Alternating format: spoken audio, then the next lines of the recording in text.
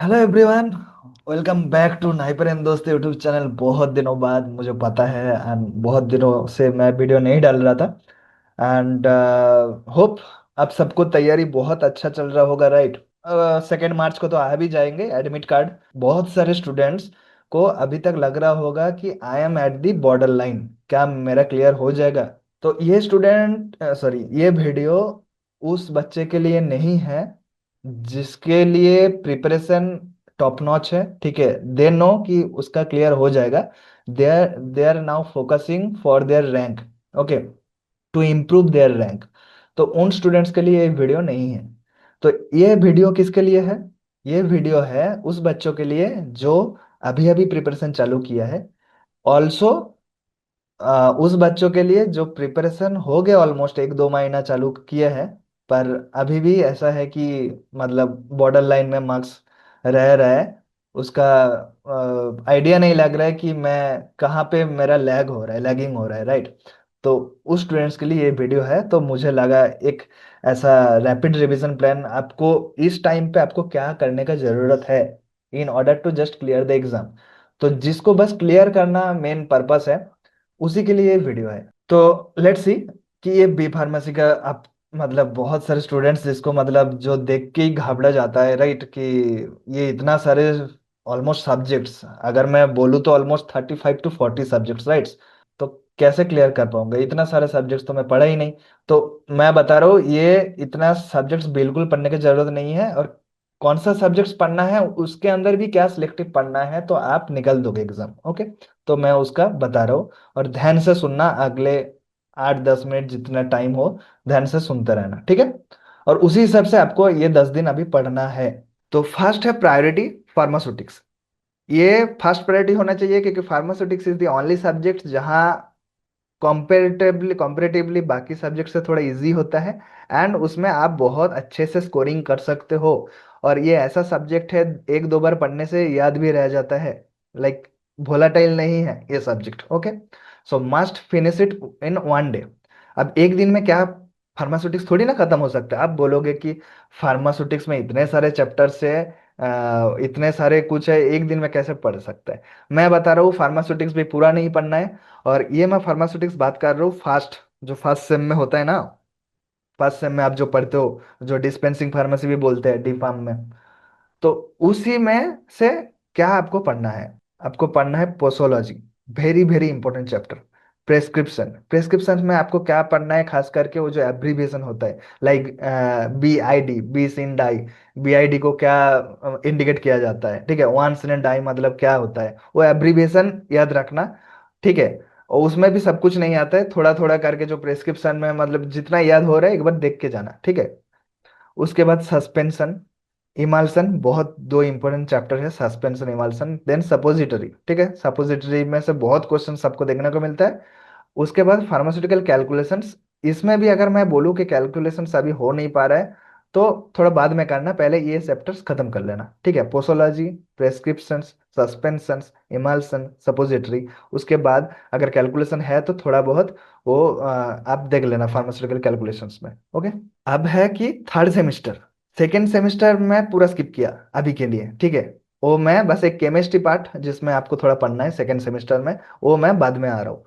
तो third semester में physical pharmacy होते हैं, राइट। तो इसमें हाई यील्ड क्या है? Physical pharmacy still comes into the pharmaceutic section. इसमें हाई यील्ड क्या होगा? इसमें होगा सॉल्युबिलिटी। एक चैप्टर है सॉल्युबिलिटी, थोड़ा बड़ा चैप्टर है। उसमें भी इसलिए मैं थोड़ा हाईलाइट कर दिया क्या पढ़ना है। Solubility units, common equations, factors affecting solubility, ठीक है। तो सॉल्युबिलिटी चैप्टर को अच्छे से पढ़ना, ठीक है। और दूसरा है सरफेस एंड इंटरफेसियल फेनोमेना, जिसमें सरफेस टेंशन, एडजॉर्प्शन, सरफेक्टेंस, CMC, ये सब अच्छे से पढ़ के जाना। ये मेन 2 चैप्टर, टोटल 5 चैप्टर है उसमें, बस 2 चैप्टर, ये 2 चैप्टर पूरे अच्छे से पढ़ना है आपको, ठीक है। बाकी और कुछ नहीं देखना है। और थर्ड सेम में जितने सारे बाकी सब्जेक्ट्स हैं अभी के लिए छोड़ दो, ठीक है, नहीं चाहिए। उसके बाद फार्माकोलॉजी, ठीक है। 3 मेन सब्जेक्ट्स, इंपॉर्टेंट सब्जेक्ट्स है। सुटिक्स फॉलो करना है, कोलॉजी फॉलो करना है, केमिस्ट्री फॉलो करना है, ठीक है। तो जिसके लिए केमिस्ट्री थोड़ा भारी पड़ेगा अभी, बस कोलॉजी एंड सुटिक्स अच्छे से करके जाना। उसमें भी क्या सिलेक्टिव मैं वो बता रहा हूँ। तो ये समझ जाओ कि ये आप बिल्कुल भी नहीं स्किप नहीं कर सकते। अगर ये भी स्किप करोगे तो फिर और क्या ही बचा फिर, राइट। तो ये है फार्माकोलॉजी। अब फार्माकोलॉजी में टोटल 5 चैप्टर है। फार्माकोलॉजी बहुत बड़ा सब्जेक्ट है। आई नो कि it will really take time to cover the entire syllabus. उस इसीलिए मैं बस 5 बता रहा हूँ, 5 चैप्टर जो बहुत बहुत बहुत ज्यादा इंपॉर्टेंट है। वो है कि जनरल फार्माकोलॉजी आपको पढ़ना है, उसमें kinetics and dynamics both. Okay. ADME basics, उसमें शॉर्ट शॉर्ट क्वेश्चन आते हैं, वन लाइनर भी आ जाते हैं बहुत बार। तो जनरल फार्माकोलॉजी, और ये बेसिक है तो इसको तो आपको पढ़ना ही है। ठीक है, बेसिक से क्वेश्चन पूछ लिया जाता है। And then ANS, very very important. ठीक है, मैं यहाँ पे सीएनएस नहीं डाले, एएनएस डाला हूँ। तो sympathetic parasympathetic actions and prototypes, ठीक है, ये आपको पढ़ना है। एएनएस आपको पढ़ना है। कार्डियोवास्कुलर ड्रग्स पढ़ना है, और कार्डियोवास्कुलर ड्रग्स में मतलब basically anti hypertensive, anti arrhythmics, anti heart failure drugs, mechanisms and side effects, ये आपको calcium channel blocker and all, यहाँ से तो बहुत क्वेश्चंस पूछते हैं। ठीक है, तो कार्डियोवास्कुलर ड्रग्स आपको पढ़ के जाना है। इसके बाद भी डायूरेटिक्स बहुत कुछ है, तो वो मैं नहीं बता रहा हूँ। क्यों नहीं बता रहा हूँ? क्योंकि उसमें से क्वेश्चन आएगा, ऐसा नहीं नहीं आएगा। पर ये जो चैप्टर है इसमें से क्वेश्चंस आपको नहीं देखने को मिलेगा, ऐसा नहीं हो सकता। ओके, तो इसीलिए बोल रहा हूँ, जो श्योर शॉट है पहले उसको करो। फिर आता है एंटी माइक्रोबियल। अब एंटी माइक्रोबियल में क्या आएगा? एंटी माइक्रोबियल में क्लासेस मैकेनिज्म। ठीक है, क्लास मैकेनिज्म खास करके आपको बस क्लासिफिकेशन करना है, क्योंकि एंटी माइक्रोबियल बहुत वास्ट है, आई नो। सारे एंटीबायोटिक्स एंड ऑल, आपको किस क्लास के अंडर, बीटा लैक्टम के अंदर क्या आ रहा है, ये सब। ठीक है, सेफालोस्पोरिन एंड ऑल, ये सब बस आपको क्लासिफिकेशन याद रखने में बहुत झंझट होगा। तो मैं बोलूंगा हर एक का मैकेनिज्म अभी मत पढ़ने जाओ, बहुत टाइम लगेगा। बस क्लासेस एंड थोड़ा थोड़ा करके वन लाइन मैकेनिज्म कि ये एक्चुअली काम क्या करता है, बस एक लाइन मैकेनिज्म खत्म। ठीक है, तो एंटी माइक्रोबियल इसमें से क्वेश्चन आएगा ही। और एंटी कैंसर, ये तो मतलब कैंसर से नहीं क्वेश्चन आएगा तो क्या ही बोलूं। तो major drug classes, cell cycle specificity, पहले क्लासिफिकेशन करना है कि कौन सा कैंसर का ड्रग किस क्लास में आ रहा है। ठीक है, उसी में से आपको अगर क्लास याद है ना, तो मैकेनिज्म आपको आप अंदाजा लगा सकते हो कि may be this option is not correct, this option is not correct. जो एलिमिनेटिंग प्रोसेस है उसमें से आपको बन जाता है बहुत बार। तो ये जो 5 चैप्टर चैप्टर में बताया, general pharmacology, ANS, cardiovascular drugs, antimicrobials and anti cancer drugs, ये 5 चैप्टर से आपको ऑलमोस्ट 80% ऑफ फार्माकोलॉजी क्वेश्चंस देखने को मिलते हैं। ठीक है, तो मास्टर की प्रोटोटाइप्स एंड एडवर्स इफेक्ट, थोड़ा एडवर्स इफेक्ट आपको देखना है। क्लासिफिकेशन के बाद अगर कुछ अगर देखना है आपको, तो एडवर्स इफेक्ट और स्पेसिफिक एडवर्स इफेक्ट, वो नॉजिया वॉमिटिंग वाला नहीं है, स्पेसिफिक उसका क्या है जो बाकी ड्रग का नहीं होता है। उसके बाद फार्मास्यूटिक्स 2, मैं फार्मास्यूटिक्स 2 में आ रहा हूँ, मैं मतलब सेमिस्टर वाइज आ रहा हूँ, इसलिए मैं वैसा करके जा रहा है। ठीक है, तो ये फिर से सुटिक्स के सेक्शन का अंडर आएगा। फार्मास्यूटिक्स 2 मतलब फिजिकल फार्मास्यूटिक्स 2 जो पढ़ते हो। ठीक है, उसमें बहुत सारे चैप्टर्स है, 5-6 चैप्टर्स। उसमें से बस आपको 3 मस्ट डू चैप्टर्स है, जो है एक है आपका रियोलॉजी, ठीक है, एक है कोलॉइड्स, और तीसरा है काइनेटिक्स। ये rheology is very very important, सब important chapter. Plastic deformation, Bingham body, ये सब क्वेश्चंस तो बहुत बार आए क्वेश्चंस। कॉलॉइड्स, काइनेटिक्स, ये 3 चैप्टर आपको करना है। फिर फार्मास्यूटिकल जूरिस्प्रूडेंस, जूरिस्प्रूडेंस बहुत लोगों को अच्छा भी नहीं लगता है, क्योंकि थोड़ा रटने वाला सब्जेक्ट होता है। ठीक है, तो मैं बोलूंगा ज्यादा रटना नहीं है, बस ये 3 रट लेना। ठीक है, बाकी जूरिस्प्रूडेंस में और कुछ भी नहीं पढ़ना है, बस ऑल शेड्यूल्स। ठीक है, A to Z, acts and year, like pharmacy act, poison act, drug cosmetics act, ये सब कब हुआ था, बस ईयर याद रखना है। ठीक है, ईयर ज्यादा इंपॉर्टेंट है, कौन सी ईयर पे हुआ था। एंड की एंड ये बस not only in GPAT but also in NIPER में आपको बहुत हेल्प करेगा। ठीक है, की कॉमिटी स्ट्रक्चर्स, पीसीआई में कितने मेंबर्स होता है, elective members, okay, permanent members and all, CDSCO, member types, counts, okay.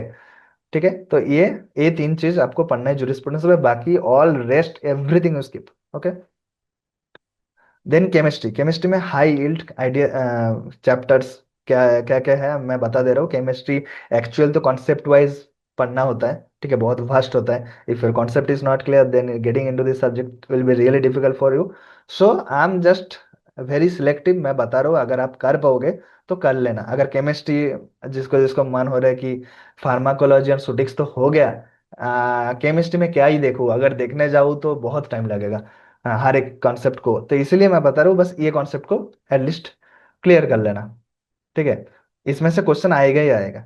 एक होता है इंडक्टिव एंड रेजोनेंस इफेक्ट से क्वेश्चन आता है, ठीक है। एसिड बेस स्टेबिलिटी से आता है, ठीक है। Nucleophilic substitution, electrophilic addition and stereochemistry. Stereochemistry में तो क्वेश्चन आएगा ही आएगा, ठीक है।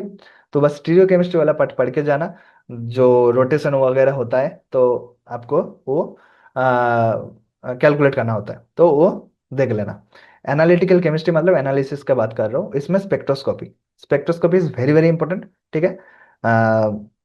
यूवी, उसके अंदर यूवी, अगर यूवी के अंदर अगर मैं कुछ बोलूं तो वुडवर्ड फिशर न्यूमेरिकल्स। नाइपर में थोड़ा वन लाइनर क्वेश्चन आते हैं, पर जीपैट में क्या होता है, यूवी से अगर पूछते हैं तो वुडवर्ड फिशर न्यूमेरिकल पूछ लेते हैं, तो इसलिए मैं और भी सिलेक्टिव बता दिया। यूवी के अंदर भी अगर कुछ सिलेक्टिव पढ़ना है आपको तो वुडवर्ड फिशर न्यूमेरिकल सब पढ़ना। उसके बाद आईआर के की पिक्स, जो थोड़ा रटने वाला होता है, वो की पिक्स थोड़ा stretching, bending, vibration and all ये सब थोड़ा देख के जाना। NMR signal, counting and splitting. NMR signal के कितना एनएमआर सिग्नल आता है काउंट करना, ये क्वेश्चन जरूर, कैसे मतलब कैसे सॉल्व करना होता है, सिग्नल कैसे काउंटिंग किया जाता है, वो पढ़ के जाना, ठीक है। तो ignore low probability sections, practice 10 to 15 spectrometry numericals. हर दिन मॉक में थोड़ा देखते जाना है, और जिसमें थोड़ा मॉक में वो ऐसा होता है स्पेक्ट्रोस्कोपी रिलेटेड न्यूमेरिकल्स। केमिस्ट्री में मैं बोलूंगा थोड़ा पढ़ने के बाद वो सॉल्व करना, ठीक है, न्यूमेरिकल्स वगैरह, देन इजीली वो आपको आ जाता है। नाउ मैं एक चीज बता रहा हूँ, ये थोड़ा अभी के लिए नहीं है, पहले जीपेट आप दे दो। मेडिकल डिवाइस, बहुत सारे स्टूडेंट्स मेरे को पूछते हैं कि मेडिकल डिवाइस के लिए पढ़ूँ कैसे। ये मेडिकल डिवाइस का एक कोर्स है। बहुत सारे स्टूडेंट्स जिसको मेडिकल डिवाइस में घुसना होगा, नाइपर मेडिकल डिवाइस एग्जाम जो अलग से होता है, तो उस एग्जाम को कैसे क्लियर करना है उसी के लिए है। मैं व्हाट्सएप ग्रुप का लिंक नीचे दे दूंगा। अभी ये कोर्स चालू नहीं हुआ है, मतलब ऑब्वियसली जीपेट हुआ नहीं है, let's give GPAT first. Okay, तो आप ग्रुप में ज्वाइन हो जाइएगा। ग्रुप में ज्वाइन होने का तो क्या मतलब, कुछ जाता नहीं है, ज्वाइन होके रखो। जिस दिन मुझे ये मैं कोर्स लॉन्च कर दूंगा आपको पता चल जाएगा, ठीक है। जिसको लेना है लो, नहीं लेना है तो आपका मर्जी है, ठीक है। तो व्हाट्सएप ग्रुप का लिंक मैं नीचे डिस्क्रिप्शन बॉक्स में डाल दूंगा। और इसमें क्या क्या रहेगा, recorded lectures, live interactive classes, exam clearing strategies, NIPER exam cut off analysis, medical device में कितना कट ऑफ जाता है, आपको कितना स्कोर करना है। ओके, और मॉक एग्जाम, थोड़ा मॉक दोगे तभी पता चलेगा ना कैसे क्लियर किया जा सकता है। और कैरियर प्रोस्पेक्ट्स तो होता ही है मेडिकल डिवाइस का कैरियर, ये तो बोलने की जरूरत है नहीं, अभी बूमिंग सेक्टर है, तो ठीक है।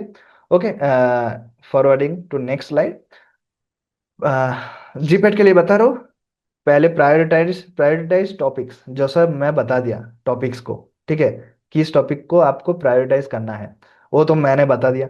अब इंटेंस से प्रैक्टिस जो तुम्हारे हाथ में है, राइट, तो प्रैक्टिस उसी को करना है। अब क्वांटिटी में मत जाओ कि ये बाकी रहेगा तो ये भी देख लेता हूँ, आपको फिर at the end of the day आपको कुछ भी नहीं आएगा फिर। ओके, जो पढ़े हो उसमें से भी क्वेश्चंस नहीं बनेगा, ठीक है। तो एटलीस्ट जितना पढ़े हो उसको अच्छे से पढ़ो। रेस्ट एंड रिवीजन, ठीक है, जितना पढ़े हो उसको बस सो जाओ आराम से, नींद लो एंड रिवीजन करो, उसी को ही रिवीजन करते रहो, ठीक है।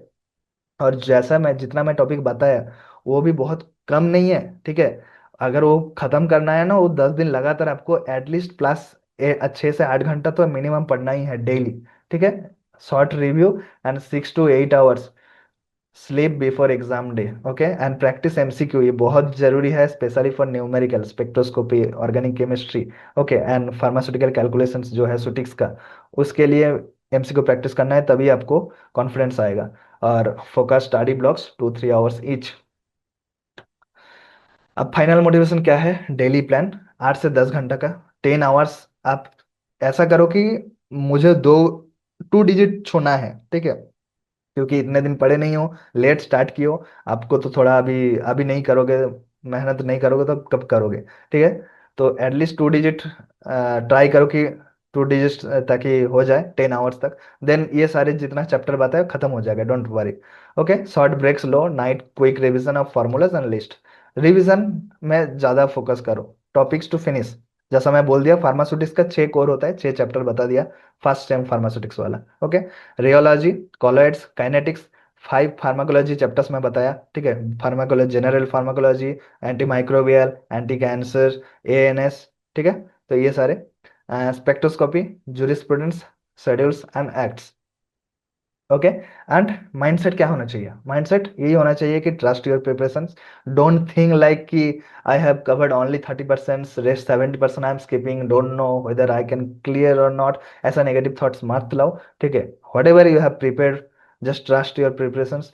Focus on accuracy over quantity, ठीक है? आप क्वांटिटी देखने जाओगे ना तो 35 सब्जेक्ट्स है बी फार्म में, जैसा मैं दिखा दिया।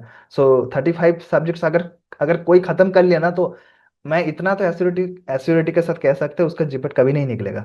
रैंक तो छोड़ दो, ठीक है? जो टॉप रैंकर होता है ना, वो भी 35 सब्जेक्ट्स जो है पूरा बी फार्म में वो कवर नहीं करते, ठीक है? तो focus on accuracy over quantity. Small wins add up, you can clear it. Okay.